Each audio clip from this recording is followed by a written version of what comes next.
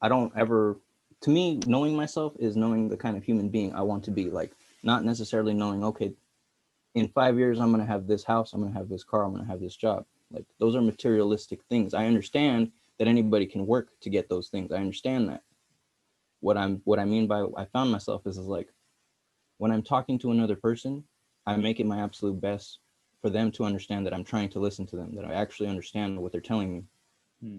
If they come from a different culture, yeah, I'm ignorant, I'm arrogant, I don't understand their culture per se, but I'm not going to go out of my way to make somebody that comes from India feel bad because they don't kill a cow for a cheeseburger. Like, I'm not going to go and disrespect other people's cultures just because I don't understand them. Furthermore, I'm not going to go around making people mad. I'm not going to allow bad thoughts to interfere with my actions in the real world.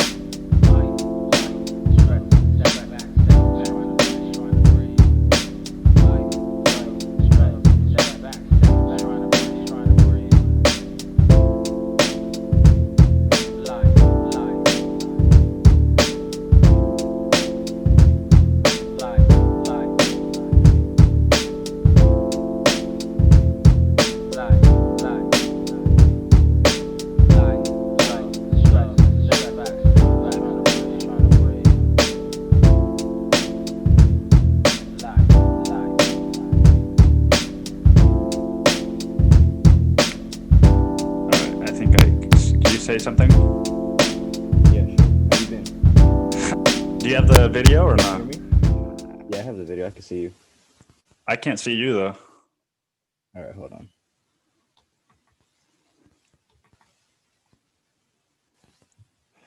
It's taking forever to load. The laptop's kind of slow. There it goes. All right, what's up, man? Damn, you got that haircut. How you doing? Yeah, I told you I look like a freaking lion, so I wasn't gonna come on here without getting a haircut. What's going on, man? How are you doing? It's good to see you. Yeah, man, it's good to see you too. I've been doing great. I've been all right. Can't complain. Getting better every day. Been doing great and all right. That sounds like a contradiction. Well, you know, this whole COVID situation is really throwing my shit out of control. Like, when I thought I was doing perfectly fine with like my treatments and everything, COVID comes in and throws everything out of proportion. So all my treatments got like postponed for like 2-3 months. So I wasn't getting any kind of treatment. Oh, wow. So while they figured out and fired some of like, because you know they have to furlough people right now. Yeah. So they furloughed a bunch, like I want to say they said 62% of their staff. So yeah, so nothing was getting done. So I've been all right, but I've been great. Yeah. What's been making it great? That's been making it all right. What's been making it great? Oh, the fact that I'm not like I was in college, you know, like I realized that a lot of that my disease stuff, my MS, multiple sclerosis, isn't as active as it was when I was in school. It's probably a lot more due to the stress, but that's just a whole nother, I guess, story or chapter. Wait, you think you were more stressed in college? I didn't feel it at the time, but my neurologist and the psychologist I was seeing at Channel Islands, because I don't know if you knew that, but I was seeing the psychologist there. I didn't They know. they were telling me for a while, like the third time I saw the psychologist there, she told me that it was probably best that I just take time off of school and a good month, and that they would give me like the medical stuff and all that stuff. At first, it sounded good, and while I do recommend anybody who is in my situation to take that kind of alternative, down the long run, it's really not worth it, because at this point I have like no way of getting any kind of loans or anything of that sort for like schooling, or I can't go to FAFSA again. I can't ask basically for any kind of loans or anything for school. It's all out of pocket now.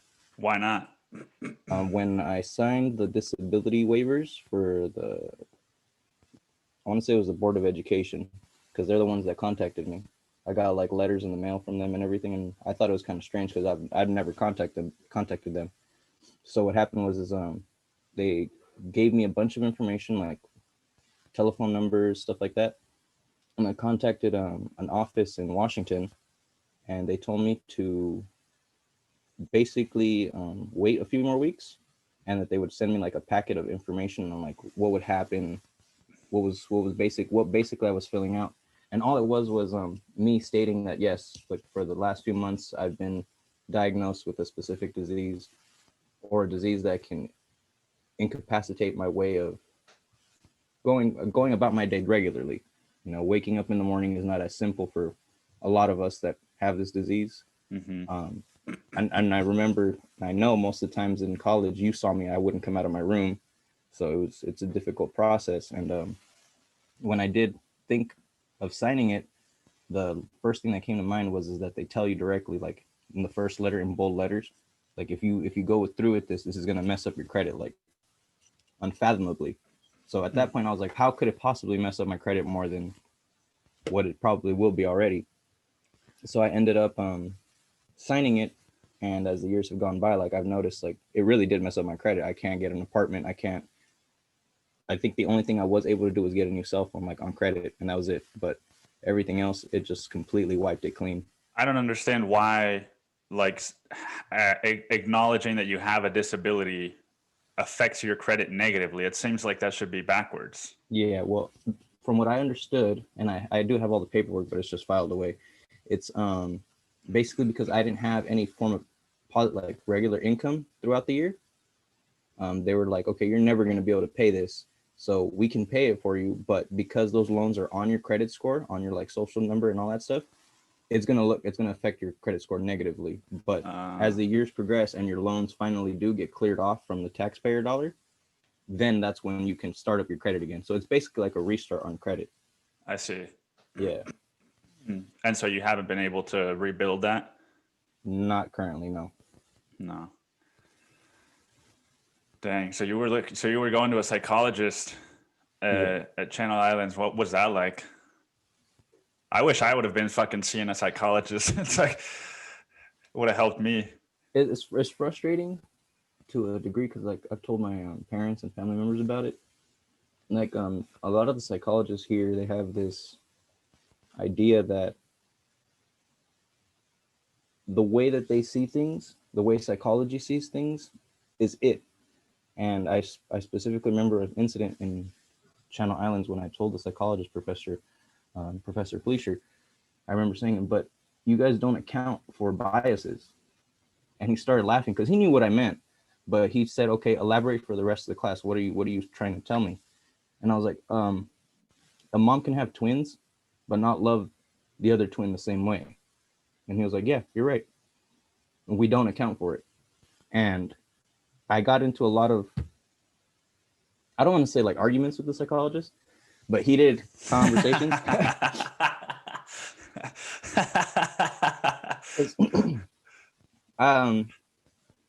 Diseases and stuff, they have a very weird way of like showing you how life works, like straight up in your face. It's like looking at a mirror. You know, you can see all your imperfections and everything, but they're not necessarily there. It's only something you see, your illusion. And she kept hitting at this notion that it's basically what you make of the world, but it really isn't. Like, you could go throughout the world and not say, okay, I don't want to make any bit of money, but I saw this thing that Donald Glover said, you need money to do what you want to do. So while she has a point, like, yeah, it's what you make of it, but you need to have certain aspects with you in order to be able to do what you want. You can't just be in my position, have this kind of disease, graduate, and expect that the world is going to work out exactly how you plan it. Like, there's things that's just going to kick you off of your feet. It's going to knock you down. It's going to keep you on pause for a good year, maybe a few months, maybe a few days. You never really know. I'm still waiting for it to hopefully go completely back to sleep. Like, I barely feel like I'm going back to myself, like what I used to be right before you met me in college. And so you said it went away for a while. And so would you say that you're feeling stressed again and that's why it's coming back? I'm not really sure that stress was a factor at this point. To me, stress really wasn't a factor when I was at Channel Islands. I was just getting that from my neurologist and my psychologist at the but a time, lot of times there can be like underlying stress that we don't even know is there, right? Right. Yeah. So to a degree, yeah, I would say it would be, but like I don't ever really say that it's stress. Like, stress is normal in life. Like, it's gonna happen every single day. So I guess I just kind of try to shrug it off, and I don't really see it as stress. What do you see it as? Honestly, a pain in the ass. Like, it's just here. I want to get rid of it. But what do you think is the reason that it came back? Or is it like a random thing? To me, it feels random. It definitely feels random, but it has to be a specific underlying stress issue. Normally, like my neurologist always says, there has to be a reason why you're like falling back. Most of the time, like throughout the year, around this time specifically, when it switches from the hot temperature to the cold, like within those 2 weeks, I won't sleep. Like, I know it sounds weird, but I'll sleep for, let's say I go to sleep at 2 a.m. I'll wake up at 4:30 and not be able to go back to sleep, like completely wide awake. And it's occurring every single day until like my body or my nervous system adjusts to the temperature or like the change in climate. And it's without fail. It's like every single year I've noticed it, and my family members and close ones are actually starting to notice it too. They're like, oh, it's that time of the year where you just kind of like close up into a shell, huh? And I'm like, yeah, it's about that time. Damn. And do you know like what kind of thoughts are you having when you're going to bed or when you're waking up? That's actually a very interesting question too, because most of the times, even when I'm asleep, I don't feel my thoughts ever stop. Like, people say like they forget their dreams. It's rare for me to forget my dream. Like, if I forget it, it's because my brain really felt like it stopped. It stopped thinking. Yeah, so I could pretty much tell you what I dreamt last night, the night before, but I can't tell you what I ate the days before. But like, I'm saying when you're going to bed at 2 a.m. or when you wake up at 4:30, what are your thoughts? Not what are your dreams? What are your thoughts? Like, if that was happening to me, I would be like, fuck, like I didn't get enough sleep again, and like I would be like stressed out, and I would be having this running dialogue in my head that was like telling me like you're not doing things right. You know Oh what I yeah, mean? yeah, no doubt. But that's something I'd like to definitely sit with another MS patient with, because there is like a dark side to it that I don't necessarily want other people to see. But yeah, it's definitely waking up, especially throughout like the middle of the night, like you said, like it could be like 2:30, right when I fell asleep, 2 to 2:30 a.m. And I feel like a sharp pain go down like the left side, and I'm just like, okay, well, either I'm not sleeping today or I'm gonna have to take the Xanaflex or Xanax that they gave me to knock me out. Wow. And I don't like doing that stuff. I'd much rather smoke cannabis, but it's getting to the point where sometimes cannabis isn't helping. Like, it will slow me down, like you could see it slowing me down, but when I go to get up or stand up or move around and even walking, you can see me like dragging my right foot, or like you can actually see the damage that the disease has done over time. Wow. It's just whether you're looking at it in specific portions, because I do try to hide it. And I've noticed that the MS patients I did meet like briefly, they also try to hide it. I've not met a person that is sick and doesn't try to hide it or act normal. Why do you try to hide it? Um, when I first started talking about it, especially to people that didn't know anything about it, I felt like they were going to think it was a part of me. And that's one of the reasons why I would, when we first met, I would tell you, oh, my disease, like, so that people knew, yeah, it was a part of me and I understood that. But a lot of us don't want you or any other person to see us differently. You see, we still want to be able to run with you, kick a soccer ball with you, or be able to do exercises with you, but we just can't do it at the same pace as you. One of my nurses that does my treatment, she was telling me that the hardest thing for us is to figure out, like, I call it a battery, because everybody has a cell phone, so we all know like 100%. And even then, all of our phones, when it's at 100%, it's really not. It's like at 76 or 50. That is my disease. That's how you should look at it. Like, you guys could be at 100. You guys could have just charged, woken up, and I could have woken up, but I could be at 32% and you guys are at 100. I'm not laughing at No, your no, I understand. condition. It's just a really funny comparison. Because that's happened to me recently. My charger has been acting up, and so there's times where like I plug my phone in, I go to sleep, and I plug it in at like 70, and then I wake up and it's at like 18, and I have to go to work, and I'm like, fuck, like, Yeah. yeah. Yeah. So now imagine, like, you don't have energy. You're at 50%, 30% of energy for the rest of your day. Like that's not going to work. Actually, most people would understand, like if you wake up late for work, like you were saying, or you don't have your battery charged, or you wake up early because you hear a car crash or something outside, it messes up your day. So imagine Yeah. that every single day. And not just your external possessions, but your fucking physical body. Yeah. So it is kind of exactly what the psychologist said. It is what you make of it, but it's more so learning to adapt, like adapt to the world that you're given and then make what you can of it. Yeah. I think that's what they mean, but I think that phrase is very confusing because I've heard that phrase a lot of times in books that I read where it's like your thoughts define your world or whatever, and like the world is what you make of it, and it's like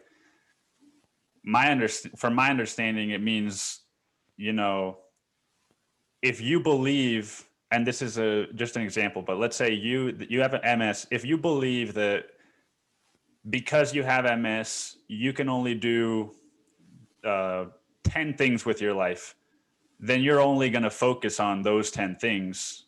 And then you might do one of those 10 things, but there might be 15 things. But because you think you can only do 10 things, then you're not even going to focus on the other 5 things. Because why would you focus on something that you don't even think is possible? You know what I mean? And like, Yeah. do you think about that? Like, what you can make of your life having MS? Yes, and to a greater extent, to really get to your point, there was a point when I was so stubborn and stuck on the idea that I could still graduate college even not knowing, even though I didn't know my disease. Like I literally knew about my disease 3 weeks before starting Channel Islands. Like the neurologist, the doctors are like, okay, all the tests have pointed out you have multiple sclerosis, which is not uncommon because apparently from what they told me, it's like 6 out of every 10 Americans have it. What? And some of them just don't know. Like Wow. it's just as far as most people, they just think that they just have plaques in their brain. And plaques in your brain is honestly one of the first indicators that you have a form of sclerosis. What's a It's plaque in your brain? it's scar tissue left over time from the excess use of specific neurons firing. Like the left side of my body, so the left side of the nerves are more damaged than the right side, even though for whatever reason I drag my right leg more than the left side. So you see, it's weird, but the plaques that I have do show damage to the right side of my body. So it really just does depend on like the doctors you have and the kind of medical background they have, because I visited 4 or 5 doctors before I even got this diagnosis, and none of them agreed that I had multiple sclerosis. I'm the one that was actually advocating for it, pushing it. Most of them just wanted to like cash in on their prescription pills, if I'm being blatantly honest. Yeah. Well, that's another thing you hear a lot about nowadays. Maybe not a lot, but like you know your body better than a physician might know your body, and if you feel something strongly, then you know, what does it fucking matter what this guy, like you said, that just wants to cash in on their prescription says? Yeah, yeah. And the neurologist was just like, no, it's migraines. And I'm like, these aren't migraines. They don't start like migraines. They don't feel like migraines. Like my body would not be hurting if this was migraines. Like this doesn't make sense. And he was just like, no, no, well, just keep a journal, write down when you have the headache, write down when they stop, take these pills, go home. And it was that every single time I saw him, new pills, new pills, new pills. Never paying attention to the journal or anything like that. So it was clear what he wanted. Yeah. And so you said that one of the reasons that you hide it is because you want to be, you know, you don't want to be treated differently. So in comedy, there's this whole thing where like people get upset when you make fun of like minorities or when you make fun of trans people or whatever. And like, yeah, I'm not saying it's the same thing, but you know, having MS, you're arguing, no, I want to be made fun of because I want to be fucking treated like everybody else, Yeah, right? yeah, I would say that. But I mean, like I stated earlier, I have a different view than most people. I would like to assume that I have the same view as most people with diseases, but not a lot of people like to be made fun of. And in a comedy setting, My point of view is, we're all here to laugh. We're all here to have a good time. We're not here to like get offended or make the person that's making the jokes feel bad. Like that's his job. It's not my job. He's doing a better job than I am. I'm not gonna tell him how to do his job. So to me, comedy is comedy. I'm not there to get offended over some jokes. But yes, I would like to feel included in the jokes as well. That's what I'm saying, though, is that like forgetting, we're not talking about, I'm not saying you're in front of an audience and there's a comedian. I'm saying like if you and I and 3 other guys were hanging out, you would want me and the other 4 guys that are making fun of each other to also make fun of you instead of to be like just not talk at all about the MS and not talk at all about, your situation. And it's like, make it a thing that we don't even acknowledge, Oh yeah, definitely. But I mean, that's just because you've known me for so long. I have a dark side humor and I like to be made fun of, and you can pretty much step over pretty any line and I probably crack a nice laugh. But not everybody's like that. You know what I mean? I know. I'm not asking about I'm just saying from your experience, you would like to be. You don't want this thing to make other people treat you differently. Absolutely, you're right. Yes, yeah. I don't like to be treated or pitied at all. Yeah, and why? I think you may have already said this, but why do you not? You don't like that because then it makes you feel how? The pity. That's what you're asking me. Why I don't like that? If you're treated differently, how does it make you feel? The easiest way to put it is just that it feels like I'm outside of the box. Like I'm not included in the party you invited everybody else to. Like I'm the animal outside in the barn. That's what it makes me feel like. Animal. Yeah. No, it's because like, the way I have to think about things. Like I said, I have to adapt to the world that's around me. Like you guys may think it's a normal thing to be, inclusive with your group, but if I'm not included, it might affect me differently. Like I might see things differently. I might look at your group as like, you guys are selfish. You guys really only care about your own ego. You're not willing to include other people that aren't alike you. Yeah. You see, and to an extent, I've had that problem myself. Intellectually, when I'm talking with my family members and stuff, for whatever reason, I get too excited and I start speaking out of turn, or I speak at a level that they don't understand me, and then they're like, they feel left out. They start to feel what I'm telling them, and I'm like, oh, so now you feel it? That's what I feel. Like I can always put you guys there too, but I don't, because I see that. I adapt to it. I don't want you guys to feel the way I feel. And some of them get it, but others don't. So when you say speaking out of turn, what do you mean by that? They'll often like start up. Okay, this is a perfect example. I was eating and I was a little drunk off of some beers because it was a party. I was eating at the table by myself, and my family members just start showing up at the table. It was like 3 of my cousins, 2 aunts, and an uncle, and they're arguing, like hammering at each other, like about the dumbest thing you can possibly imagine. My youngest cousin said that a tarantula can kill a human being, and they were arguing at the dinner table about that. So I was just, minding my own business, and then my cousin is like, well, if anybody's gonna know here at this table, it's gonna be Eric. And I was still eating, and I was like, well, I'm eating right now, and I don't really want to like go into this conversation because you guys are arguing. So they kept going at it, and I realized that none of them were at all intellectual about what they were talking about. Not to say that I'm, a huge arachnid specialist or anything like that, but I've watched National Geographic apparently more often than them. So I stopped eating and was like, honestly, the only thing I know, and I did interrupt them arguing. I was like, the only thing I know about tarantulas is that the most poisonous one can only kill like hawks and birds. So while it will hurt, it won't kill you. And like they all got quiet and were like, well, it was kind of rude for you interrupting, but thank you. And I was like, well, you guys asked, like, so okay, so did I speak out of turn, or like I was eating, you guys interrupted me? Like, I don't understand. So it's not really speaking out of turn. It's just that they got, they felt insecure about being called out. Yeah, that was probably most it. But to me, it felt like they were making me seem like I was speaking out of turn. You know what I'm saying? Yeah. That's how my whole family on my dad's side, I never spoke out of turn because I was just too afraid. But they're from Merida, which is like, okay. You know what that is? Yeah. Yeah, and so they're like really loud, and we would have like big like 25 person like meals, right? Yeah. And they're all fucking like trash talking me because I'm too skinny, I'm too tall, I'm listening to music I shouldn't be. And I felt that same thing. I maybe never said anything because I was too scared, but I still felt that, like, man, you guys are just fucking, like, you guys hate yourselves and you're just trying to make me feel like shit. Yeah. Yeah. And that's annoyingly prevalent in a lot of families. Yeah. Dang.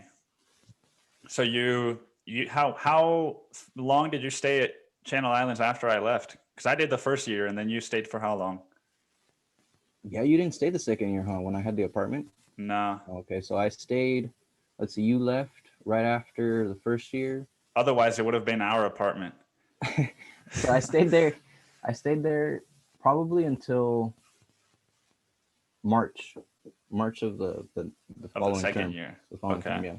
So almost 2 years. Yeah. So March was when the psychologist was like, "You can't be going to class no more. That's it. Like, I'm gonna contact your professors, go home, take some time off, come back in like 4 weeks." And I did. I went back in April, and she had already contacted my neurologist, and she was like, "No, you're not coming back to school." She was like, "You need time off."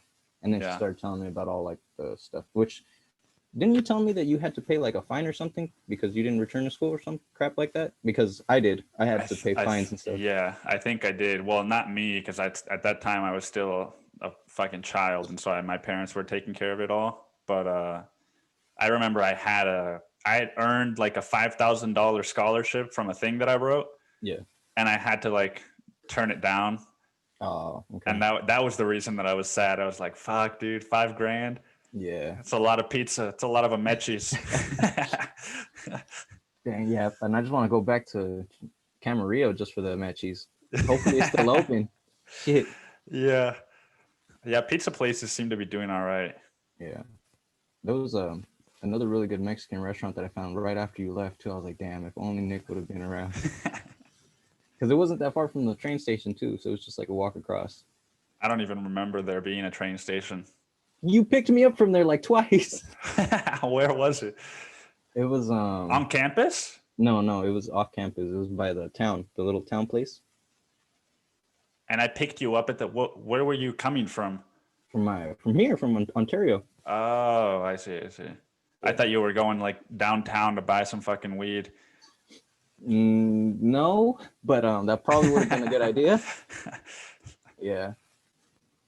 That's so crazy to me to think of, like, we were 18 years old, maybe 19, and we were just driving into LA to like dispensaries to buy fucking like super potent weed and smoke it in our really dorm fun. rooms and blow the smoke into a pit in the fucking towels and shit, and like all this shame about all what we wanted to be doing.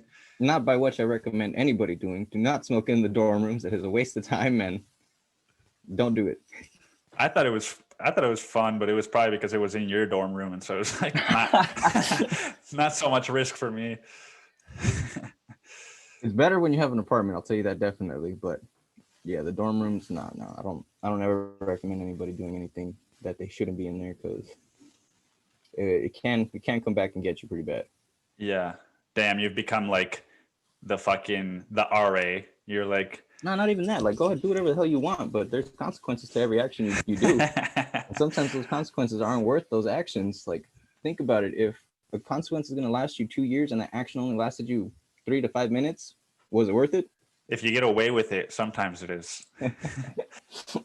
Yeah, I suppose, but still, like, there's still that chance that you're going to get caught and you're going to have to deal with the problem for 2 years, maybe 3. You never know. Yeah.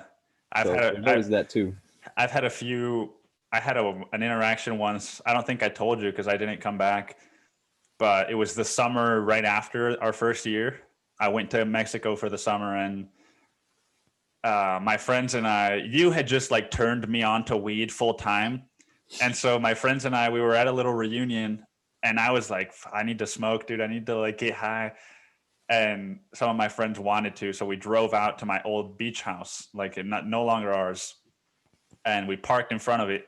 and we started hotboxing the car, you know, like what we were doing in California. Yeah. I was like, hell yeah, let's do this in Mexico. And then like police showed up, and long story short, we almost went to jail, and they were telling us like, yeah, you guys don't know what's coming to you. You're going to get fucking butt fucked in jail. And like white boys like you, that's what they're looking for. And, you know, I remember I had already made up my mind about dropping out of college. So I was like, well, fuck it. You know, like, what does it matter to me? But all my friends were like, fuck, dude, my family's going to hate me. And they're going to, you know, have you ever had any, not necessarily with the cops, but have you ever had moments like that where, like you described, you know, where the 3 minutes aren't worth it? No, other than the school situations, like my family's been pretty open. They've been pretty helpful with like, you know, everything that I need for this challenging disease. So, not really. And my sister, she's, you know, kind of she graduated in law enforcement, so she kind of tells me how to, even if a cop were to bug me, like how to talk to him so I won't get in trouble, but he'll still be like, okay, but you can't be doing that, like, you know, in public areas or stuff like that. Like what? It's just the way you kind of like talk to them, like, you know, you're not better than them or anything about them. Just explain to them the situation, explain to them that it's not like a switch for you. You can't just turn off your disease and turn it on whenever you want. No, but like they say you can't be doing that in public. What kinds of things? Oh, like smoking cannabis and stuff like that. Like there's times when I've been walking down LA. I'm trying to remember what street it was. Oh, I want to say it was Sunset Boulevard. Before it was legal? No, like February probably this year. Like before the whole COVID thing. I rolled up a blunt and like sparked it on the street. Yeah. But this is LA. Like you have to understand, if you're not from LA, at every corner you stop, there's people smoking weed. So yeah. I figured, like, you know, these people, at least half of them aren't going to be sick.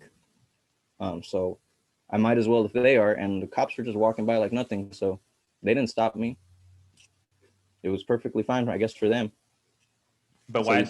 Then why did they stop you the other times? Well, no, I've never actually had a cop stop me. It's just I'm saying, like, my sister has had some school in law enforcement, graduated, and she's been telling me, like, you know, it's pretty much how you talk to an officer. You don't have to be rude to him or anything like that. Just kind of explain the situation.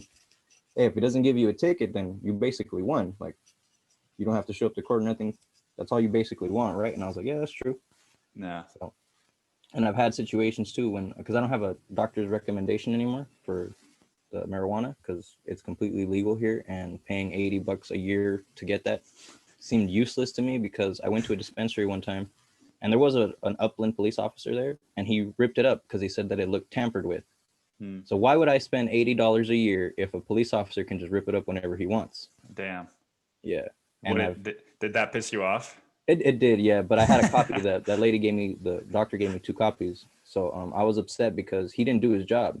His job was to look at the bottom of the certificate and see like the doctor's recommendation number and put it in a database that's for the California thing. Like, that's what I told my doctors, and she was like, he didn't do his job correctly. He should have, you know, looked you up in the database instead of just ripping it up in front of you, because he just took it from me. He was like, no, this is tampered with, and just tore it. Yeah. And I was like, excuse me, how was it tampered with? And he was like, it just looked tampered with. And I was like, no, it wasn't tampered with. I was like, this isn't the first dispensary I've used that card in. And I was like, and if anything, it's actually a second copy. Technically an original, but she gave me 2 copies of it, 2 originals, because they have to have like the California stamp. And what did he say?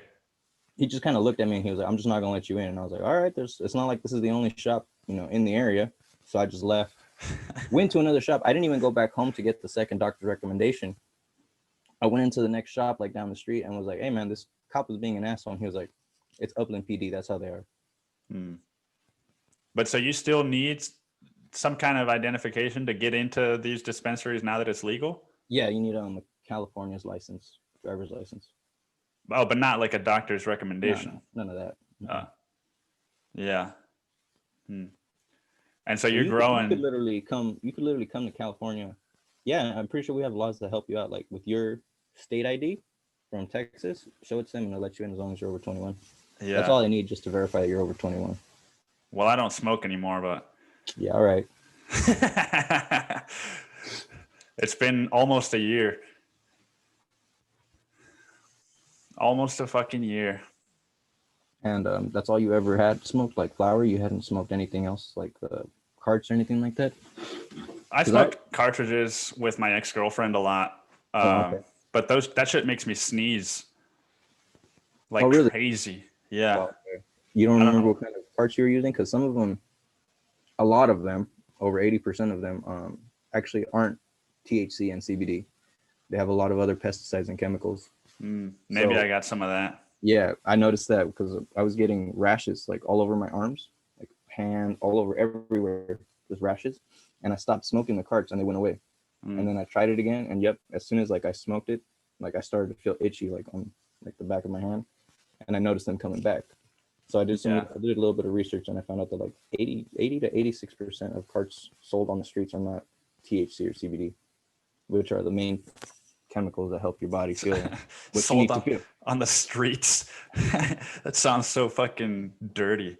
Well, even like here in this area, when we say dispensaries, it's still technically on the streets because a lot of them aren't legal. Like they get raided every other week or stuff like that. Like the DEA will show up, take all their stuff, and that'll be the end of that. Like they really weren't legal. But like there are stores here where they're completely legal. I'm sure you've heard of Stizzy. They have shops all over the area. Skizzy. Stizzy, Stizzy. STIIZY, I think. They're carts, and they started. I'm pretty sure that they started with carts, even though that's counterproductive because you'd have to make the herb into the wax, and they have herb and edibles and stuff now, so they must have started with herb first. I just never saw it. But I don't recommend those dizzy carts if you're trying to use it for diseases or anything like that. They don't work. The high lasts about, for me, it lasts 25 to 30 minutes, and then I have to go and hit it again. That's not worth it. Yeah. These, on the other hand, I'm not kidding you. All you need is a hit, and you're good. But as you can tell, see, they even have a California label. They even got the fucking exclamation point, just like watch the fuck out, because this is gonna send you back to Camarillo. No, and it's not only is like the flavor good, but I'm telling you, you only need one hit, like, and that's it. I feel like maybe I'm just like easy prey for marijuana, but like I feel like all it takes for me is one hit of anything, and then I'm done for the day. You know, like this. You know how you used to wake up high in the mornings? This, you wake up high all week. Jesus Christ. Yeah, man. Like, see, that would have appealed to me back then, but the thought of waking up high every day now is just like, it scares me because it's like you lose sight of yourself and your emotions and like what you're actually thinking. At least for me, you know, it's like I stopped doing things that I like doing, and then all of a sudden it's been 3 days and I'm like, I haven't talked to anyone. I'm just like fucking watching movies or. Yeah, I know what you're saying. One of my friends used to tell me that the worst thing she hated about, being so accustomed to smoking weed, especially at my level, because we had the apartment together. She wanted, she hated the feeling that after smoking for, let's just give it, given time period, 3 days straight, like you wake up in the morning, wake and bake, go to sleep, smoke. But the whole day, that's pretty much it. Every hour of the day you're smoking. She said that about the third day, you basically can't tell the difference between reality and dreaming.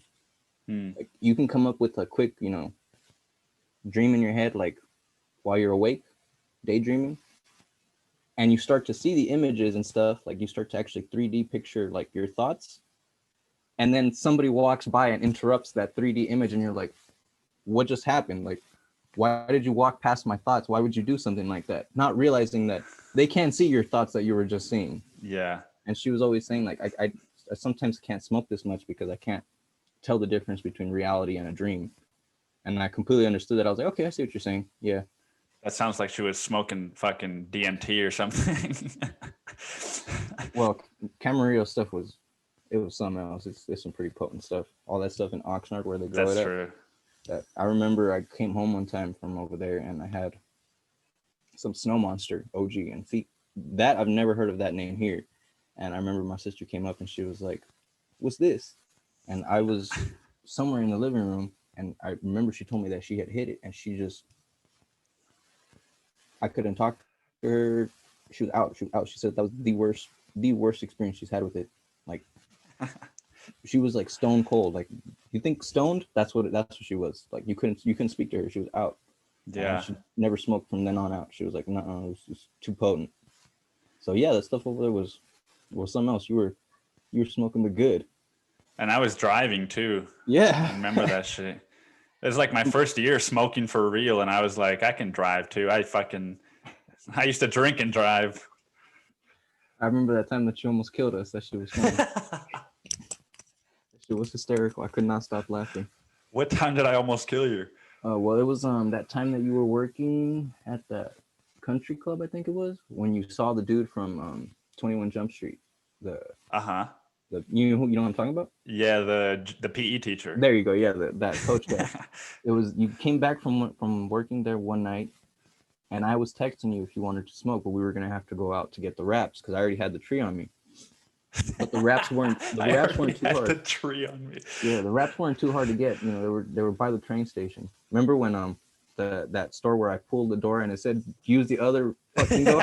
Yeah. All right. Well, that one. And you're like, all right. Well, I'm off work in a bit. And then you pulled up. We thought nothing of it. We thought you were, just out of work, fine, perfectly normal. And then you started driving us back. The drive back to town was like, what, 15 to 20 minutes? Because it was far. I remember we were at the stop. Had we already smoked? No. You hopped into like the opposing lane, with other traffic. You passed the stop and like you stayed in that lane. And then a car started coming and you swerved into like our normal lane. And I realized at that point that you were drunk out of your ass. And Serena was in the back and I was like, you don't understand what just happened. We almost died because I just realized that Nick is drunk off of his ass. Wait, I was drunk in Camarillo? Yeah. And then we finally sat down and you were like, I had so much to drink off of my, off of getting off of work because this guy had like a bottle or something. Yeah, those fucking guys. It was like I think it was a few days after you brought this that amazing cake. Oh, yeah. Well, yeah, because I remember it got like, once I hated that job, I would, they would have like a cocktail event. And then I would take people's, wine glasses or whatever glasses, cocktail glasses back. And I would just finish what they didn't finish just to get a fucking buzz and like feel like I was at the party and not serving it instead.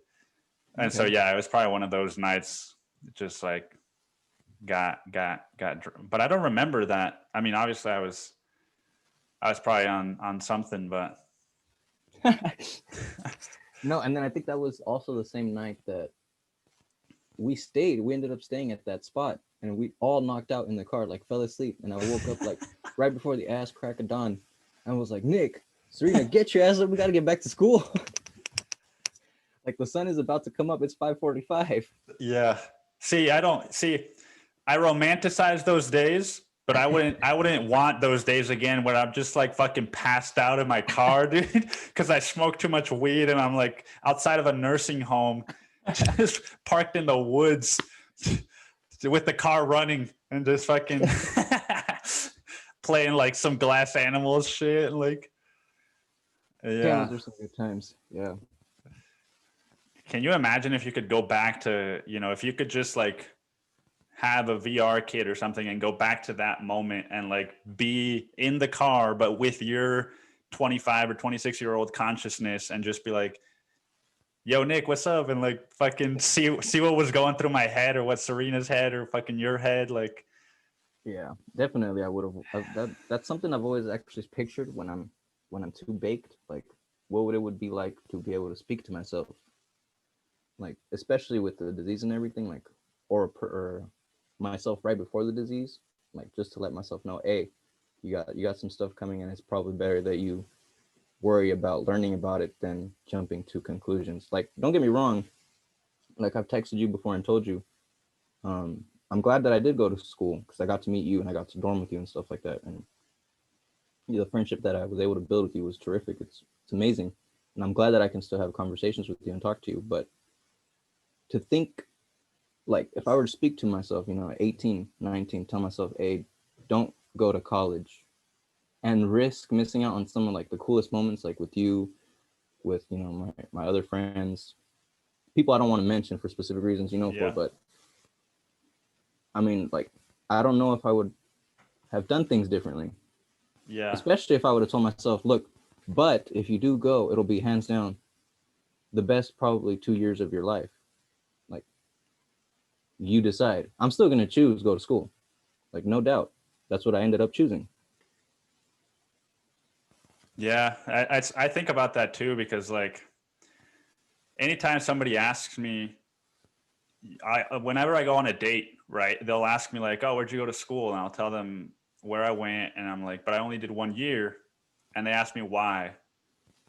And it's always a hard question to answer because I had a lot of fun that first year, and I did meet a lot of people that I enjoyed spending time with, and I had classes that I enjoyed.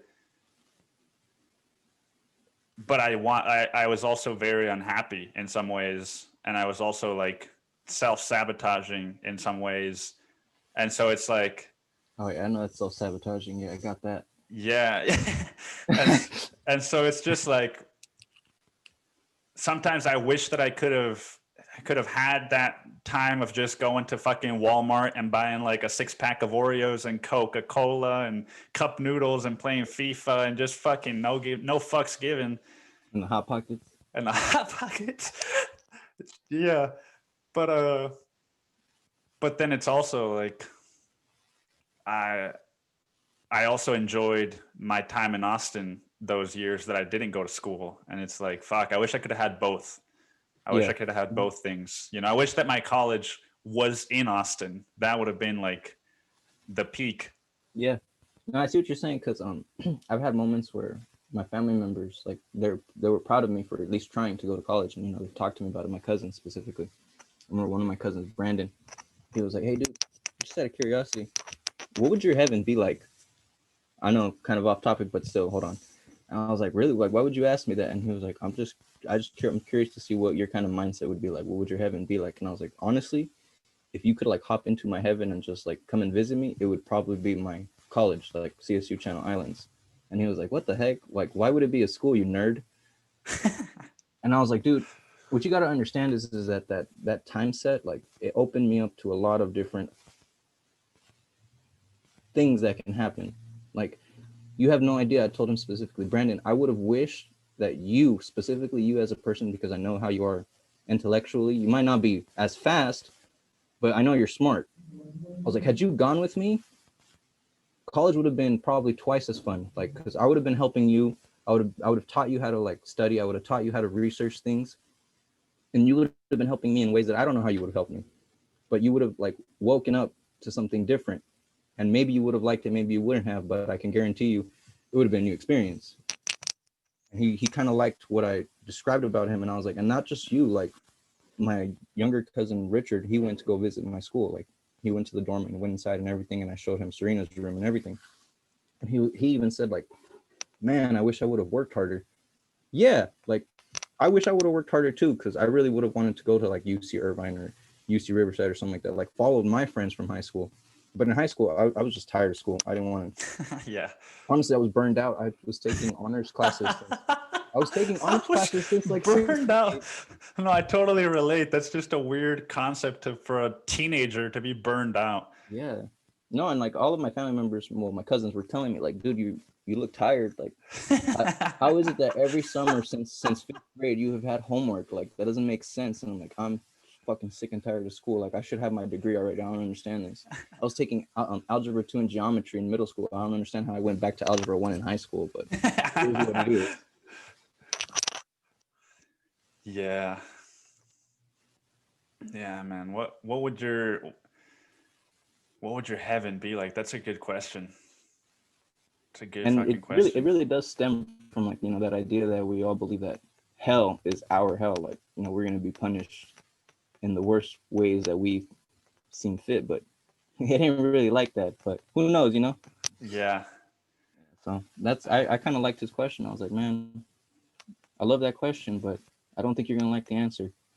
And he did and he didn't, because he was offended to a degree, but he was offended more at himself because he was like, if only I would have tried harder. But Yeah. that's everybody's idea. Like even myself, like I would have wished I would have tried harder in high school, done the exact same things my friends were doing, like my friend Aaron and all them, and I would have gone with them. But who knows? I could have been a worse person for that matter. Yeah, I grew up with them and most of them from elementary school and kindergarten, but I don't see myself being a better person. I see myself kind of falling into like self-sabotaging habits more often than I did in Channel Islands, Yeah.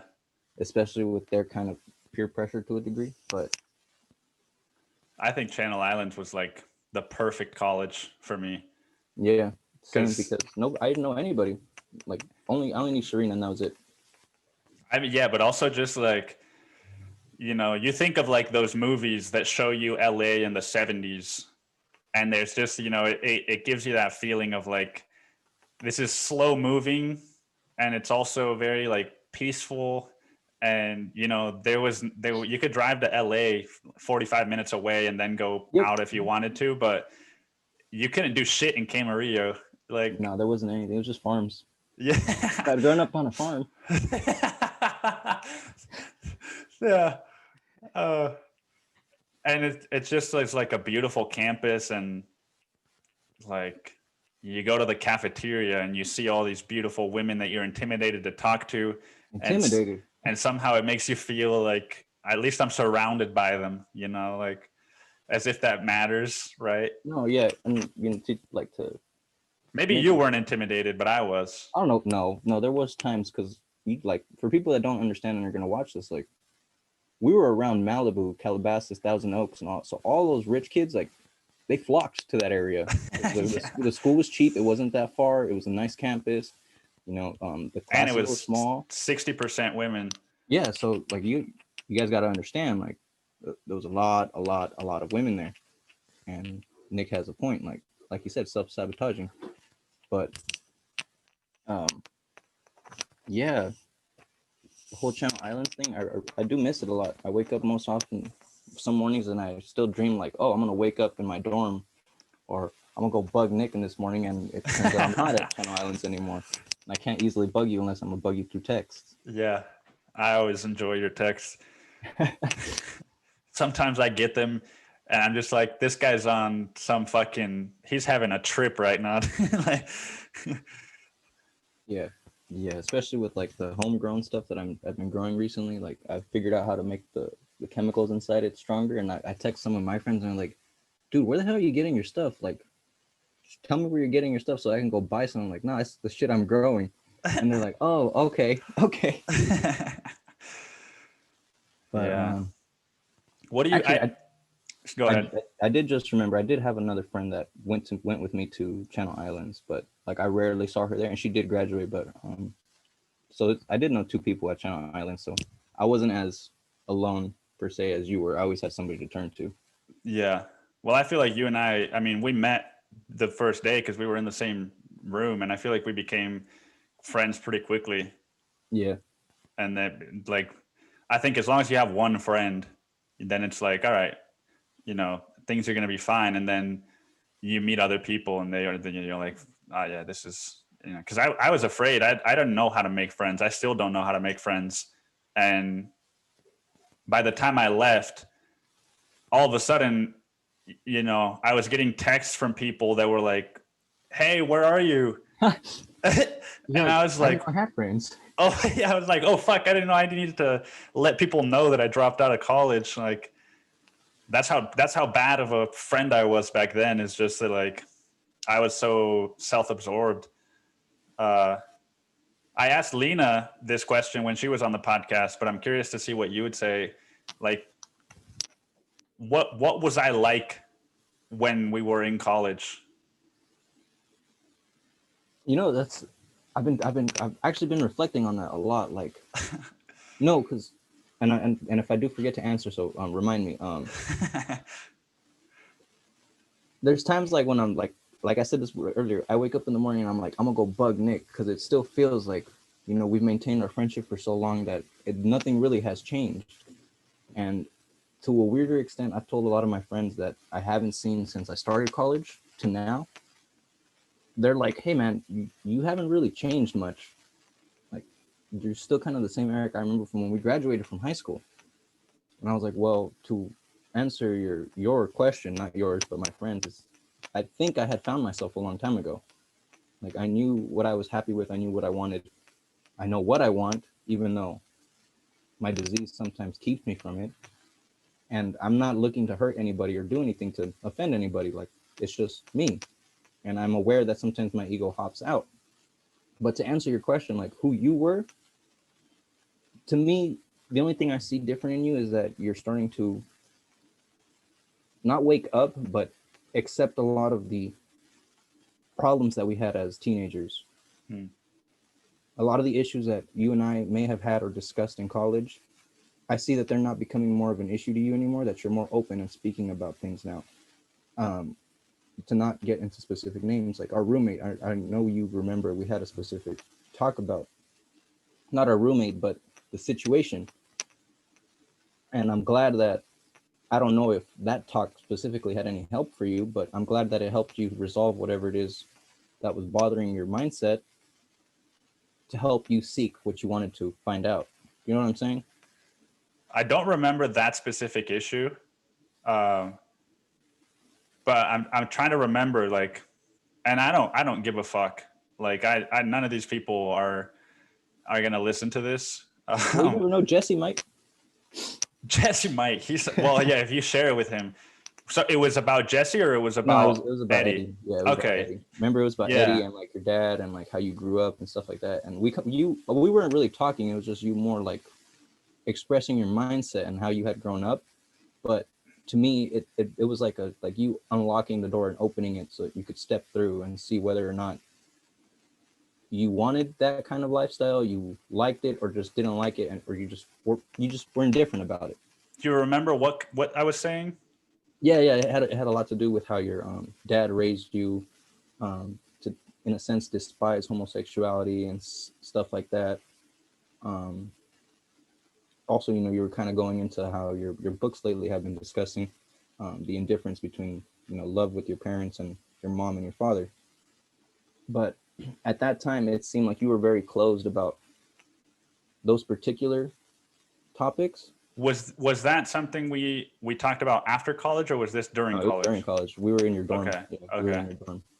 And well, like I'm glad that maybe to you at the time it seemed like you were just getting some stuff off your chest, but to me it really did seem like you were unlocking the door and opening it to see, like, I'm not going to accept other people's mindsets. I want to see my own mindset. I want to know what I want to feel like. I don't want to judge a person just because my parents or past people have told me no, they're wrong. Who cares if they're wrong? It's what they want. It's what I want. It's who cares? Yeah. And like I said, that's the only thing that I really see different in you, is that you're opening up more. You're more of a comedian, and I always enjoyed cracking a laugh with you. So I like the fact that you're experiencing more things, and you're going to be able to bring that into your comedy, bring that into your art, so that more people get more understanding, and we're not just closed up to the same cultural belief that we've had for decades. Yeah. That's incredible. I completely forgot about that conversation until you brought it up just now. And I think I've told you that I've thought about writing about that year. And even now that you say that, it just reminds me, like, I don't remember, like, for some reason, I don't remember details and like conversations and, like, I remember that we would go to Amechi's a lot, but I don't remember what we talked about at Amechi's or when we got the pizza. Like, I remember certain dynamics, but I don't remember like picking you up from the train station and and what I was thinking about during those days. I don't remember the kinds of things that I was thinking about, but that makes sense that you say that. It's almost like you just, at least I didn't have as much of a sense of self, or I didn't feel safe enough creating like memories, or I don't know, man. That's so Oh, weird well, though. I know what you're saying because I've had these weird like psychologist therapist discussions with my friends here, so I know what you're saying, and it's kind of like this wall that we kind of put up ourselves, and everybody does it. I do it myself. We put up a wall in our mindset, and that wall literally prevents us from remembering the details and all that stuff, and to a greater extent, like being able to surpass that. Now, like you saying you don't remember it, well, it's probably because it bothered you so much that you set up Mm-hmm. a wall because you probably never opened up to somebody about that. Yeah. So you close yourself off and you assumed like, all right, I trust this guy enough. He's never going to speak about it again. I really haven't, like, until this moment that I'm, reminding you. But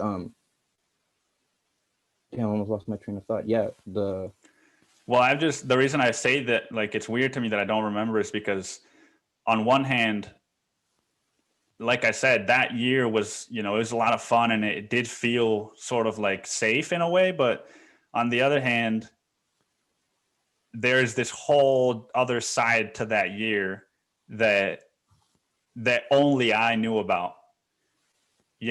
Like yeah. I don't even know if I ever told you, but like I was going to strange men's houses and giving them blowjobs for money, like You never told me that. the whole year. That's That's probably why I awesome. had that conversation with you, is because that's what I was like ashamed of, or like trying to figure out. But so there was that, and then I was also seeing this one girl that was the first girl I'd ever seen outside of my first girlfriend, Mm-hmm. and just like living alone for the first time. And so I don't know, like part of me wants to say that, oh, this was like a fun year and like everything was so easygoing, but like, was it really, or is that just What you want to remember? what I want to remember? Yeah. Exactly. It was a lot of information. Like, for anybody that's going to college, and I always give people this advice, like, if you don't know who you are going into college, it's going to be a mess, because you need to have that straight up. Figure out who you are, because if you know who you are, you'll know whether you like to study, whether you're going to be on top of it, whether you can go out to party and study, whether you know how to organize your time, whether you know how to, knowing yourself is a huge part of being in college.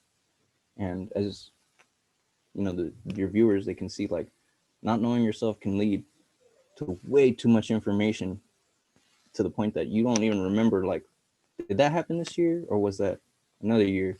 Right. No, it all did happen that one year, right? But it was just so much information. It's just an influx of stuff, like you hanging out with me. We're playing pool every night. We're going out in the mornings to go watch the Barca games. We're going out to the deli. We would go out to get pizza. We had classes. We had exams. That's a crap ton of stuff. And now you're introducing extracurricular activities.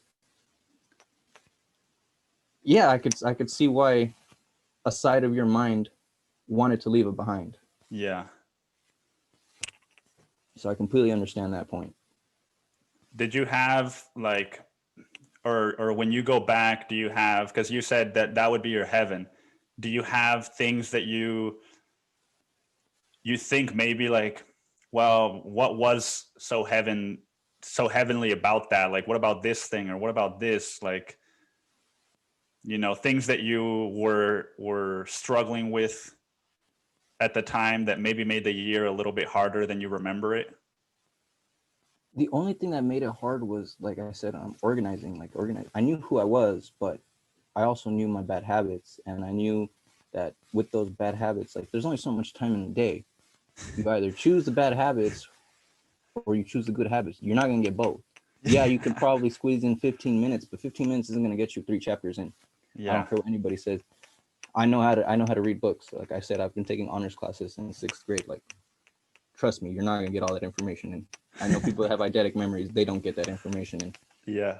So, um, yeah, Was it hard for you though to be by yourself for the first time?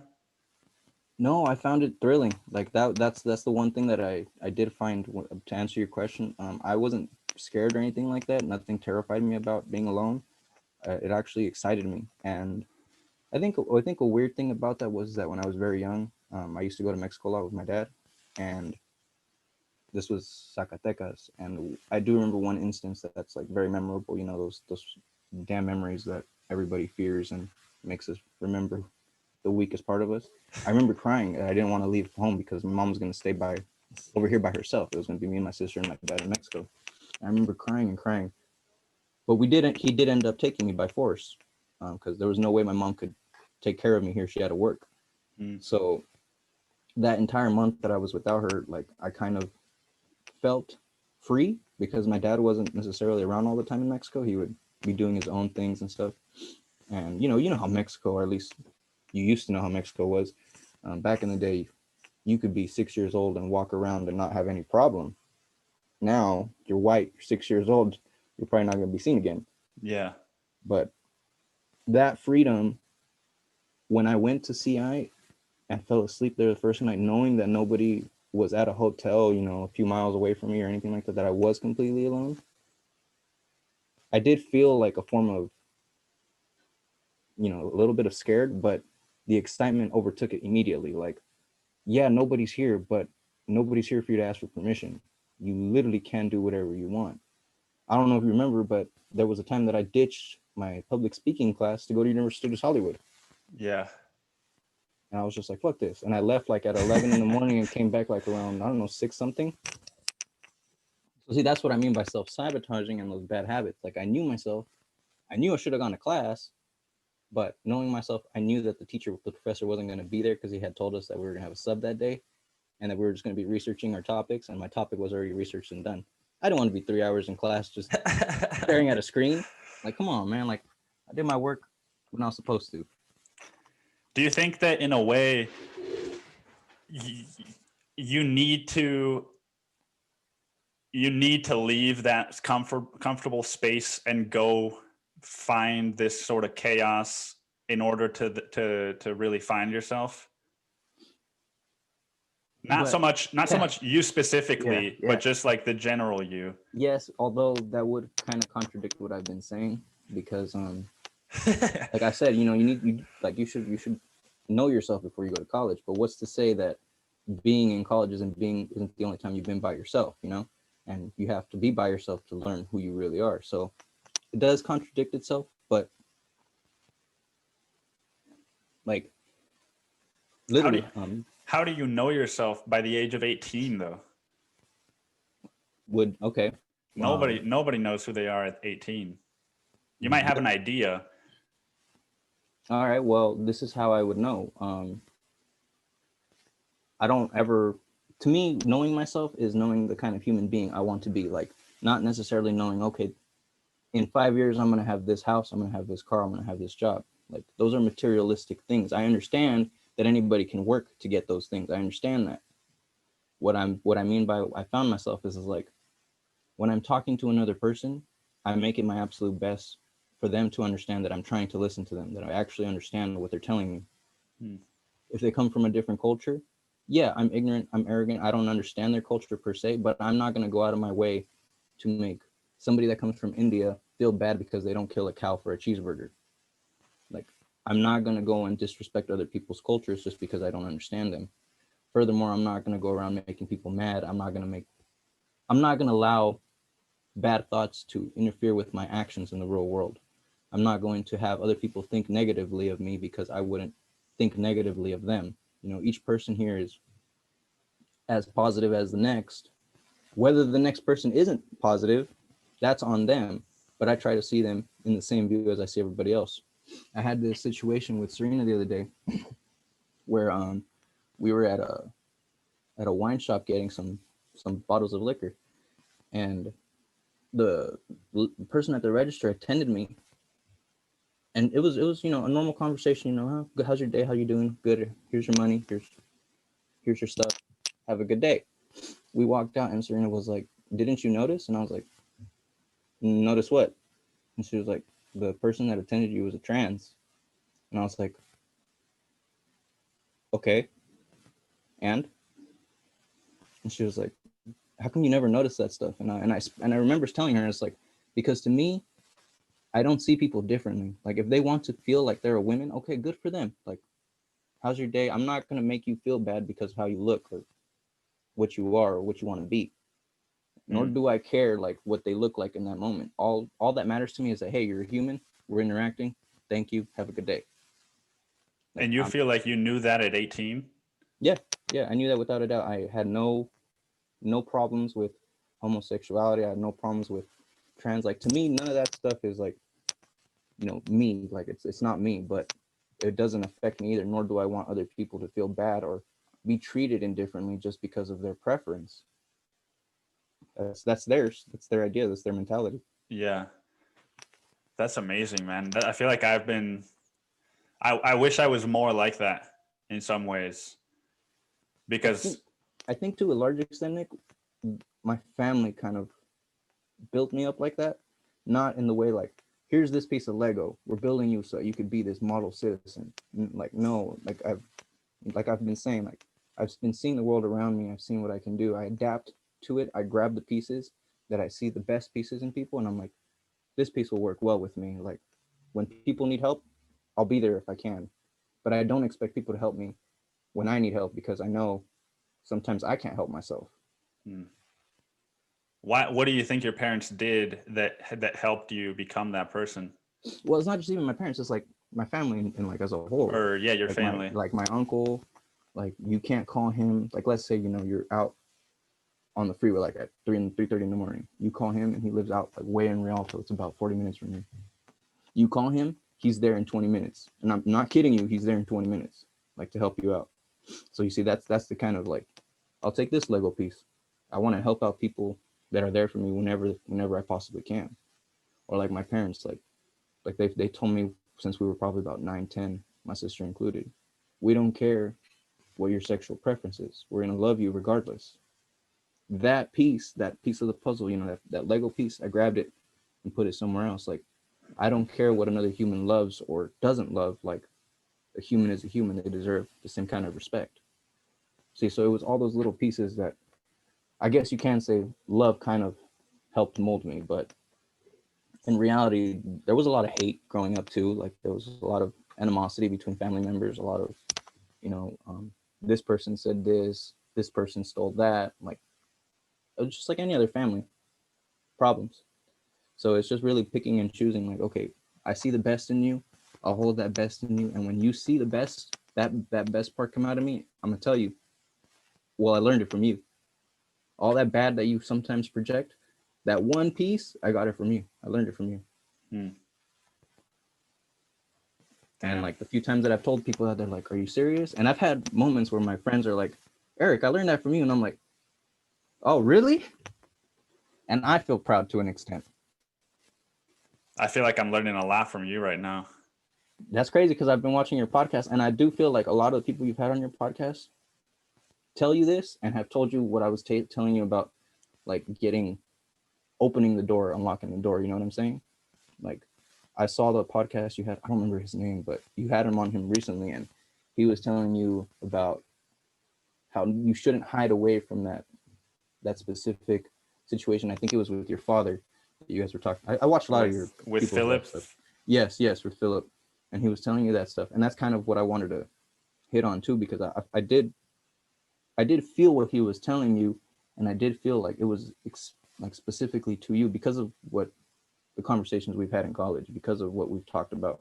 I was like, yeah, this is gonna allow Nick to actually like knock down that border wall that's keeping him from being the person that he wants to be. Because you may not see it this way, but that wall that's keeping you from remembering like the conversation we had, it's keeping you from being that person you want to be. Yeah. Like, once you pass that wall, you're gonna be like, it was something so stupid. Like, all I had to do was just think of it this way, and nobody sees me different, and I don't see myself different. Yeah.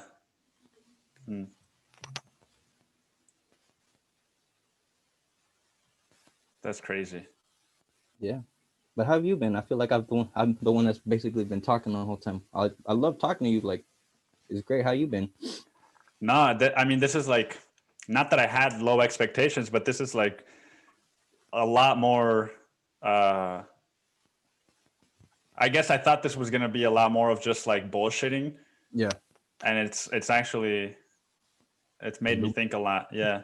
How have I been? I've been good, man. I feel like my life is I use the word boring, not because it's like actually boring, but just as a way to, it's slowed down a lot.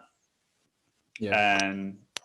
And I don't feel like I have as much of a like chaotic mindset as I have had in the past. I'm just like going to work, coming home, I write, I read a lot, I spend a lot of time just sitting and doing nothing. And every now and then I'll go on a date and hang out with my friends. So things are good. Things feel like they're good. My job, I think, is not gonna. I just talked about this on the podcast that came out today, but like, it's gonna be. They're gonna be closing down in 8 weeks. Oh yeah. And not like officially, but like unofficially, officially. But I didn't have a job 2 months ago, right? And so it's like, all right, well, I'll find another job. Yeah.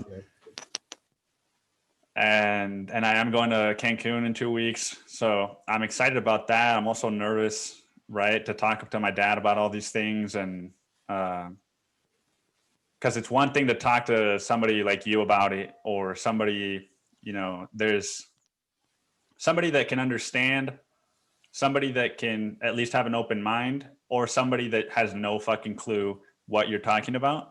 Yeah. And I feel like my dad is the third. Because it's like, if I tried to explain to you, and maybe I've already explained it in the podcast and you've already listened to it, but if I tried to explain to you why I believe that I was going and seeing strange men and performing sexual acts for them when I was in college, you would like, you might teach me something while we're having that conversation. But there's a intimidation factor about like, talking to my dad about it. He's gonna like, I don't even know if he's gonna understand what I'm saying. Right. But then again, that's probably, that's what Philip was saying, is like, that's all bullshit, man. You just got to do it and knock that wall down. Yeah. Yeah. And I don't want to say I understand or feel what you're feeling there, because this is something that you're gonna have to break down and deal with on your own. But man, I'm here for you whenever you need somebody to talk to or anything. Like, you need a friend to talk to, I'm here. Just hit me up. Whatever you need, we could talk. We just bullshit around like you always say. We could talk about Jurassic Park or whatever. It doesn't have to be like specific Jurassic Park. If all you need is just somebody to just have a basic conversation with, man, I'm here. Yeah. You just can't be pulling up the Neymar bullshit, man. That's the Neymar bullshit. He was gonna pull out the Champions League win. I was pissed that day. You fucked up my whole day. Oh yeah, don't I owe you a pizza for that? Nah, it's all good. That was a cheap game anyways. Oh man. I'm pretty sure we both knew Bayern was gonna win that, so. Yeah, I was just trying to like make it more fun for myself. Yeah. Yeah. Yeah, man. So like, what do you think about this? I asked another friend of mine this. So on my dating profile, right, you can link your Instagram, and you've seen my Instagram, and it's a lot if you don't know me.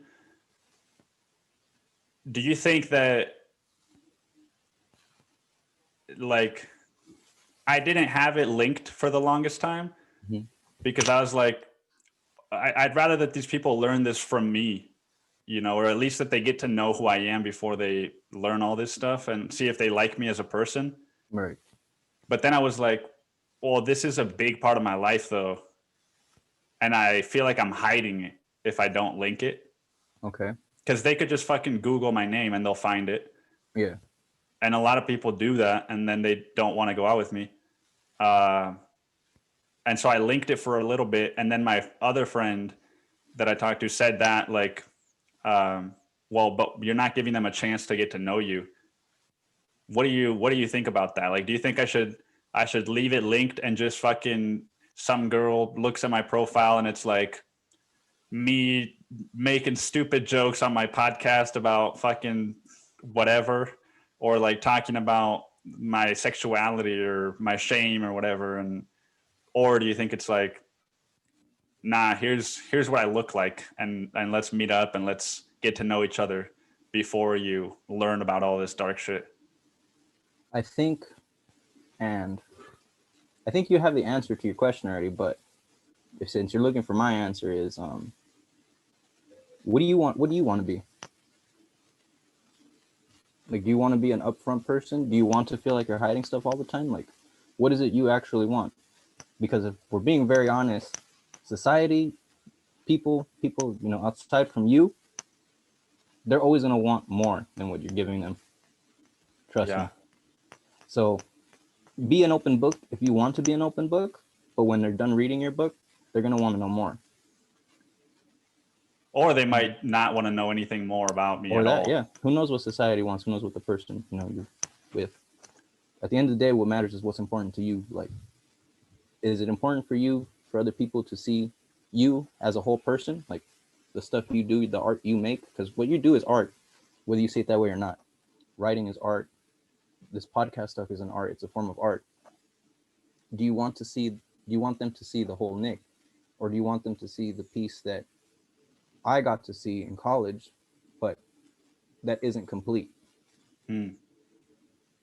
But also, I think about like, well, they could see that in person, right? It's a lot different to see that on a dating profile. Absolutely. Before you even know the person, because I am an open book in person.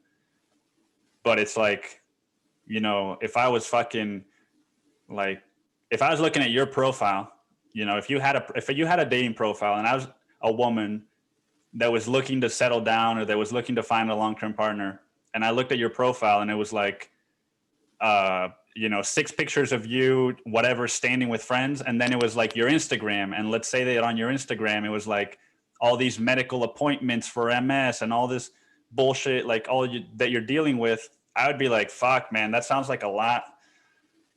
Like, I don't even know this person. I haven't even talked to them. Like, do I even want to start that conversation? Versus if they just saw your pictures and they're like, oh, this guy's handsome and he's smiling in some pictures and his friends are smiling too. Maybe he's funny. Maybe he's making them laugh.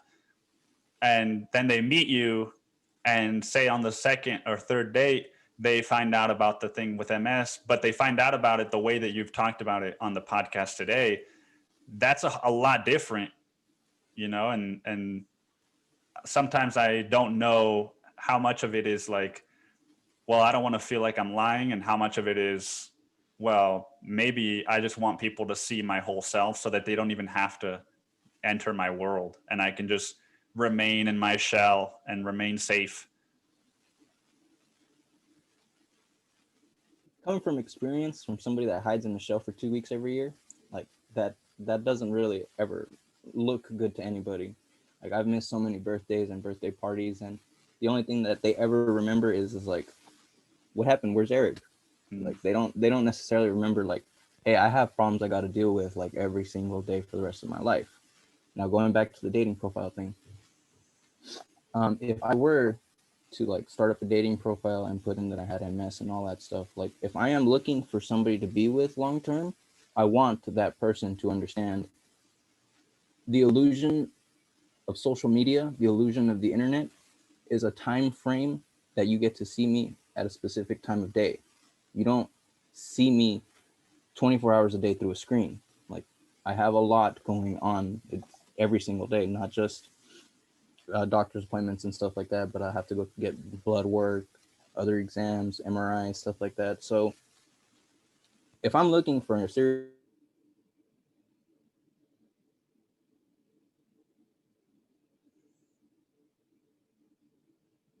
You cut out. I don't know if you're still there.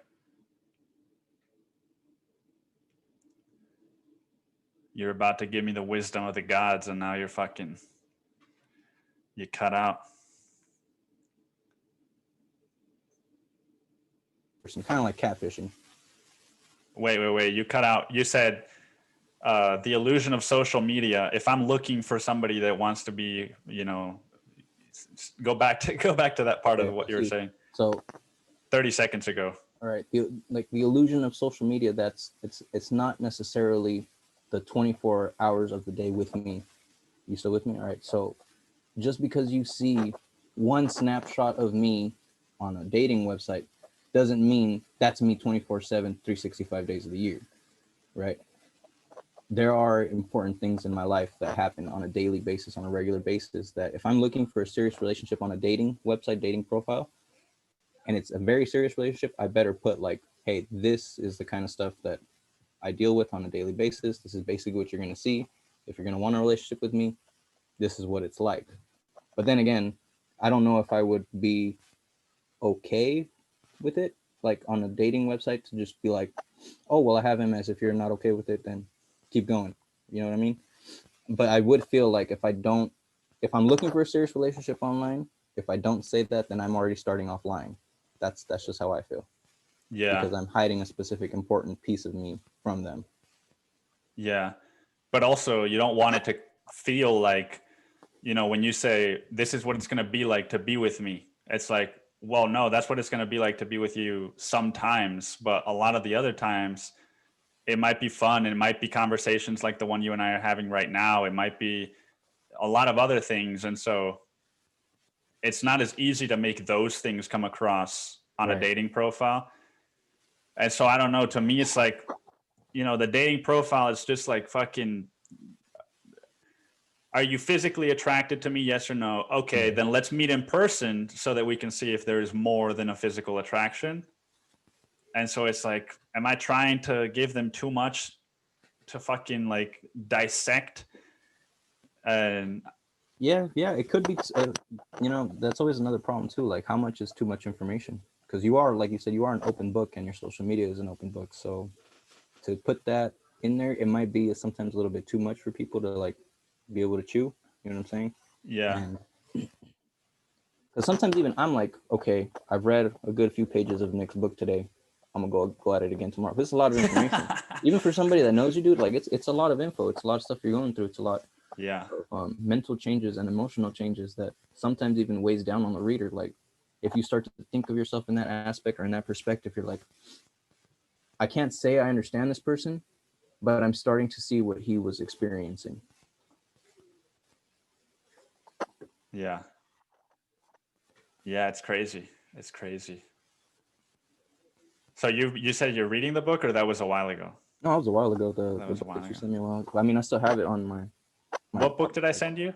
It was you sent me two, I think. I have it here in my files. Hold on. Oh, well, assuming my phone doesn't die before that.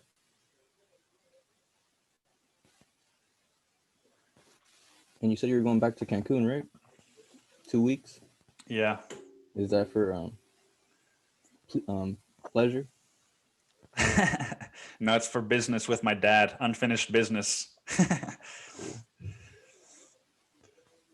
No, but it is for pleasure. I'm just making a stupid joke. I'm also your memoir.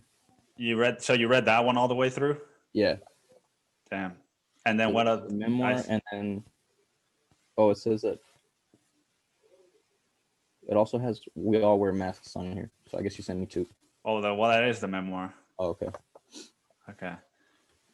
Yeah. And so you feel like that one weighed down on you when you were reading it in a way?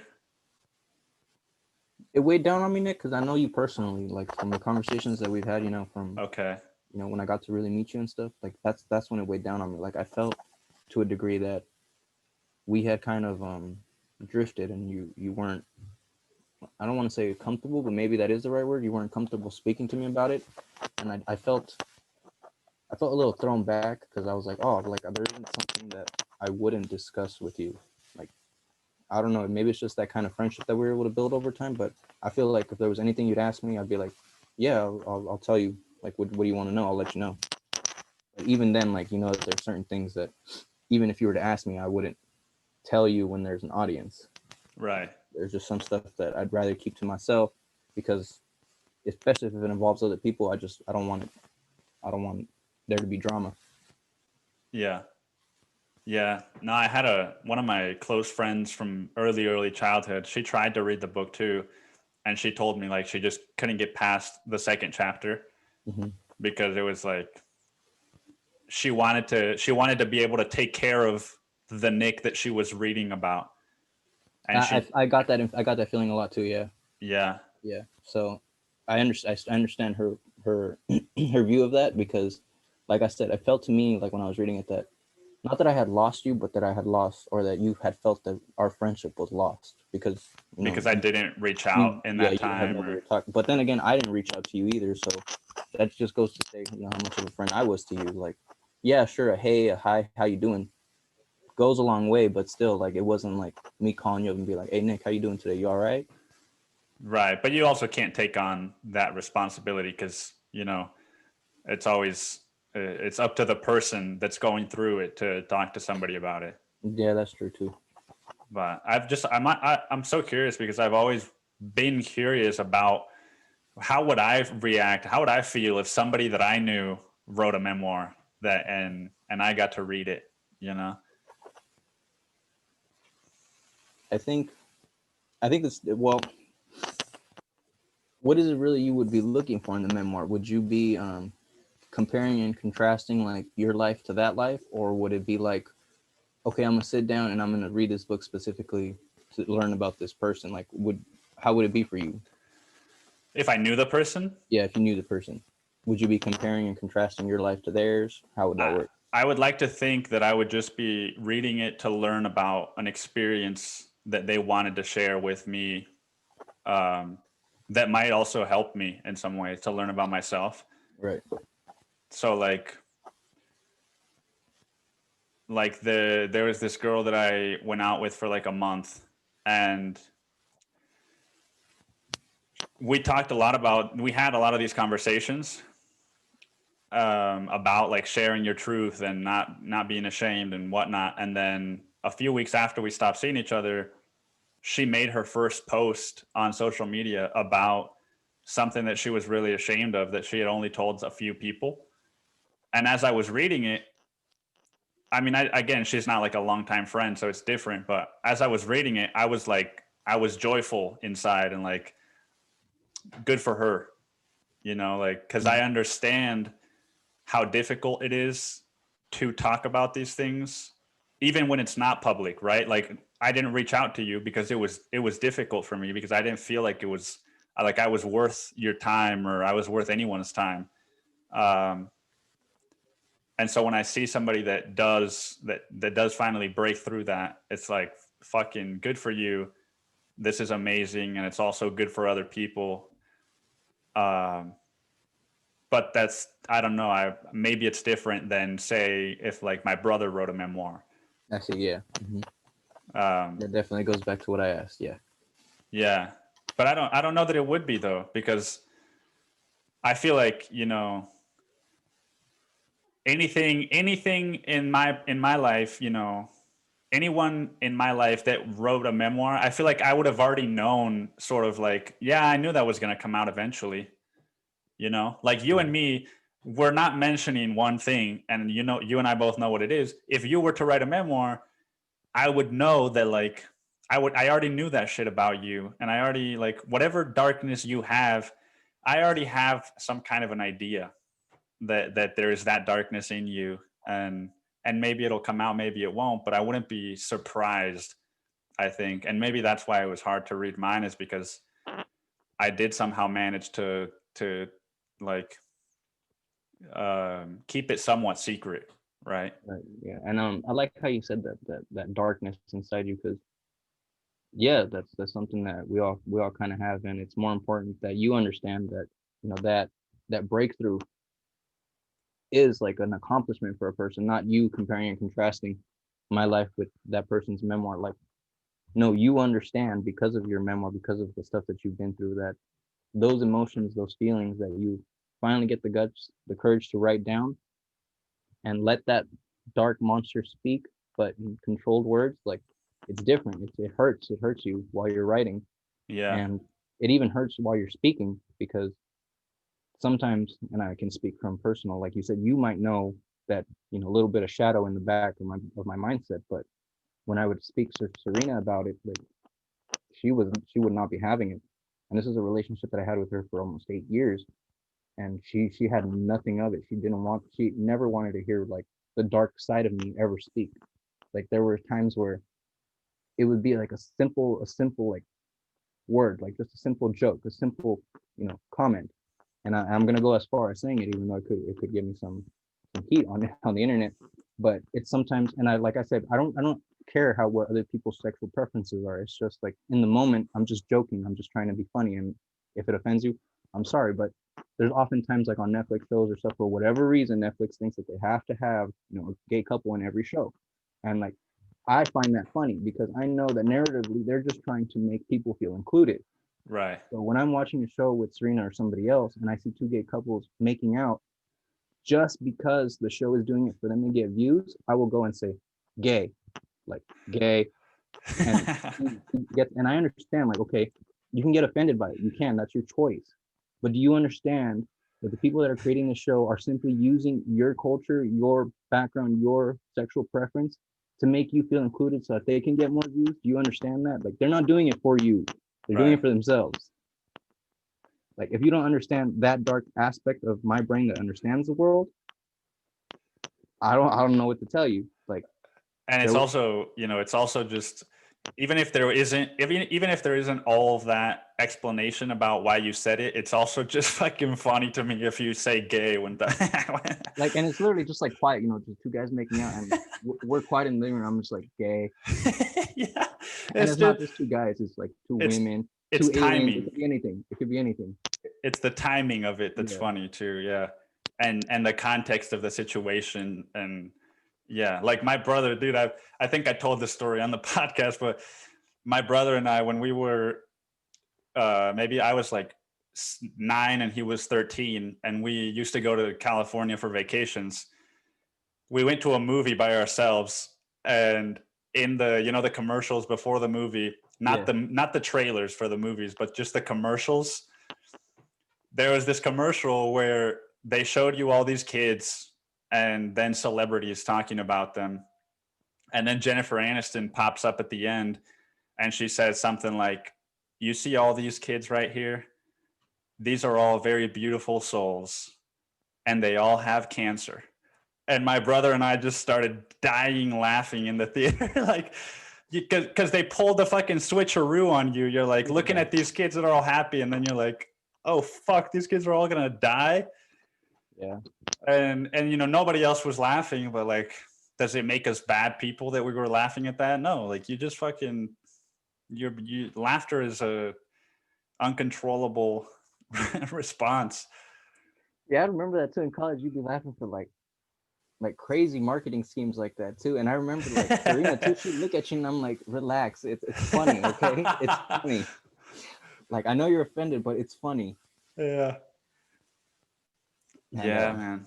yeah, and I've only met one person that is actually like that side of me. Like when I even talk about like stuff like that, or even really really go deep into that dark side of me, there was only that one person I met in college, and she was dope. She just kept feeding me like, or feeding the darkness, I should say, and to a huge point, I finally learned to control it and was able to like tone it down a lot and not make people feel as uncomfortable as I was making them feel, because I understood that you might not see the world the way I see it. Like I see TV as marketing. I don't see it as they're trying to make you feel better.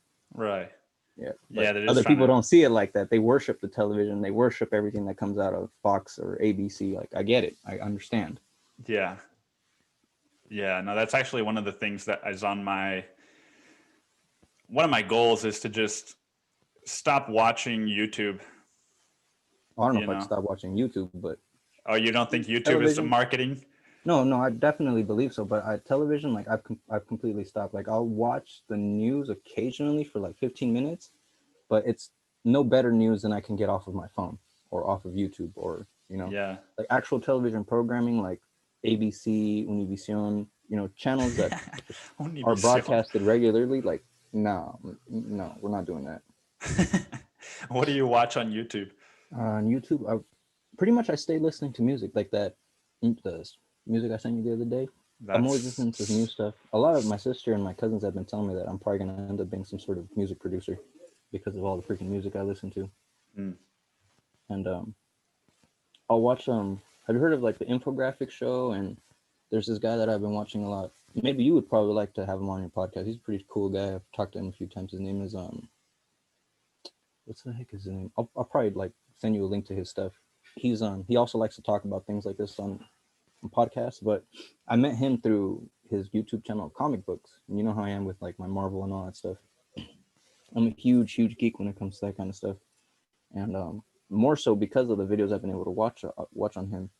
And he's a cool guy. He changed his YouTube channel now to like discussions with Rob, and it's basically stuff about like life, going through breakups, to an extent, kind of feeling how I just felt, which was I thought was kind of ironic. He posted a video about like, I think the video's name was "It's Getting Time to Break Up," and I feel devastated about it. That was like the header, I think, of his YouTube thing, and immediately I was like, all right, that's kind of like applying to my situation right now. So I kind of clicked on it, and as I heard him speaking, I was like, this is very similar to like the kind of topics Nick likes to have. Like maybe one day he'd probably like to see this guy and see like what they could come up with. Probably not the type of like friend you would end up having. I don't know. I can't see you kind of being friends with him because he's kind of like outspoken dude, chubby, outspoken guy. Why do you think that couldn't be friends with a chubby, outspoken guy? I don't know. Like, I feel like he's like a strong character. Like, he gets excited over things like really easily, and like he can easily his voice can easily outperform another person's. You know what I'm saying? So if he's excited over you guys talking over a topic and you want to like ask or say something, he's probably just gonna just rant, mow a lawn of like what he thinks, and it's really valid and stuff, and you know it makes sense, kind of like how you and I are speaking right now, but it could end up sidetracking, and then you end up forgetting what you wanted to say. Yeah, that was definitely keep like a notebook with him and stuff, something like that. But he's a really cool guy. Like I've actually spoken to him a few times, not through like podcast or anything like that, but messaging and stuff. He's a really dope guy.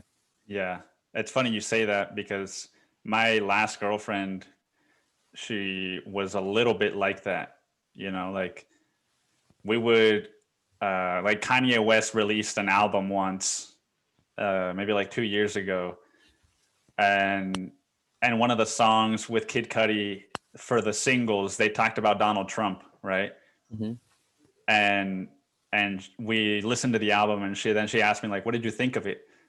And I started to give my opinion, and then she just fucking started mowing that lawn, just like, but he said this about Donald Trump, and you can't support that, and blah blah. And like, okay, so you kind of see, that's kind of what I mean. Yeah. But I think though, if it wasn't somebody that I was dating, maybe I would be a little bit more, you know, like, all right, this is gonna be over in an hour. You know, not fucking. This is gonna be the rest of my year. Yeah. Mm-hmm. Yeah. Dang. No, man, relationships are crazy. Like I said earlier, like people are always gonna expect more from you, even when you keep trying. Yeah. Like in that specific situation, I remember even like music stuff like that. I remember one time Serena's roommate came up to me, and she was like, "Look at this," and it was like Lady Gaga and like a new song that she had came out.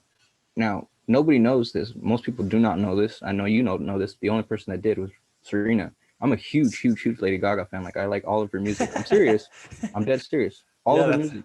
It's good. It's really good. I have like I have a bunch of her albums, and I remember she showed it to me, and I was like, oh, cool. Like I knew what song it was, and she was like, "You're not a Lady Gaga fan." And I was like, this bitch. This bitch. Yeah. And I like explained to Serena like the whole like the lyric and what song it was from and everything, and she was like, "Yeah, I was surprised that she kind of just like stormed off to her room, like didn't even let you speak or anything, like didn't let you." She just like dipped, completely gone. She was like, "You're not a Lady Gaga fan," and just left, and I was like, "All right, okay." Yeah. Man. Well, this has been a lot of fun, dude. We have to do this. We have to do this again. Hell yeah, I would definitely love to come back. Hell yeah. Yeah. Talk about some other random topics. Yeah, talk about other random topics or talk about I really enjoyed all the stuff that we talked about. Same here. And I think a lot of people, if people listen to it, I think a lot of people can learn from some of the stuff you shared. Well, hopefully, because that's pretty much all we all really want to be, is just be a better human being. I don't think anybody would ever want to actually be a bad person, hurt other people. Yeah, I mean, there are some, you know, serial killers, I guess. Epstein. Yeah, but I mean, at the end of the day, all of that was really just for the power and the money. Like, you can't do anything in this world without that damn money, and some people need a lot of it to be able to do what they want to do. Yeah, to rape children. You can't just go around raping and doing things to other people without having money. the forces to shut up the people that are going to come after you. Like, Yeah. once you understand that that's how the world works, like, you're going to pretty much understand that it's a pretty shitty world, and that's all people really care about. Once they stop, they'll be better human beings. Before we end the call, can I ask you one quick question? Yeah, absolutely. Do you think the Earth is flat? No, hell no. Well, no. Like, and I said that to my dad one time too. Like, when I had group projects in high school, like, that's the first thing I asked, like, the kids in my group, hey, is the Earth flat or round? And if one of them told me flat, I just raised my hand and tell the teacher immediately. And this happened 3 times in high school when I was like, I cannot work with this person, because I knew that person wasn't going to put up like the research and stuff. And it's not like to misinterpret. I get that the Earth is flat on the plane of existence. I understand that. But it's not flat. It's round. If you've been on a plane, if you just do your basic research, you would understand that. I've been on a plane and seen the curvature. And the reason you can't see curvature on a lens is some mathematical equation that I've actually learned. Yeah, so it's actually like your eye, like, fixing the curve. So that's why people don't see it. Yeah. But if you pay close attention, you can see the curve. There is like mathematical formulas that like adjust your vision for that. It's just people are too slow, and I don't understand how people have this damn apple of knowledge and don't use it for their benefit. They use it for the complete stupid shit. But I guess that's the whole story of Adam and Eve. So the whole story of Adam and Eve. All right. Well, man, thank you again for coming on. It's great to catch up with you. And yeah, man, I love you, man. Yeah, I love you too, Nick. You have a good one. Take care of yourself. I hope to see you soon again. Yes, sir. All right. Bye-bye. Bye.